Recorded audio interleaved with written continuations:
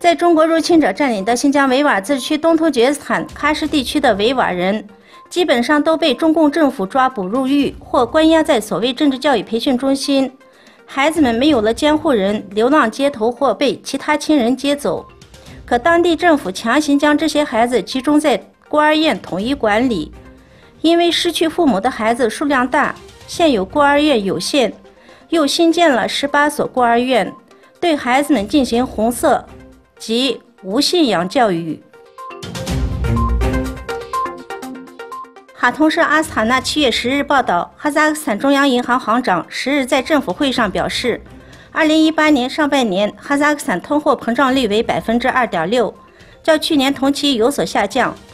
而今年通货膨胀率由去年年底的 7.1% 降至 5.9%。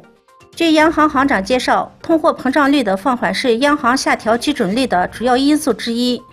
今年至今，央行已4次下调基准率，最近降至 9%。北约决定对土耳其来自南部边境的威胁加大防范措施。在比利时首都布鲁塞尔举行的北约成员国首脑峰会第一天，公布了联盟宣言。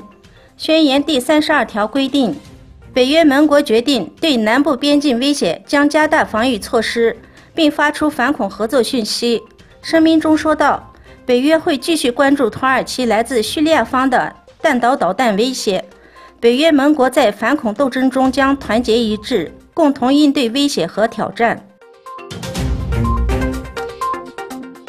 爱尔兰参议院批准了一项法律，禁止进口或销售世界各地被占领土地上生产的货物和服务，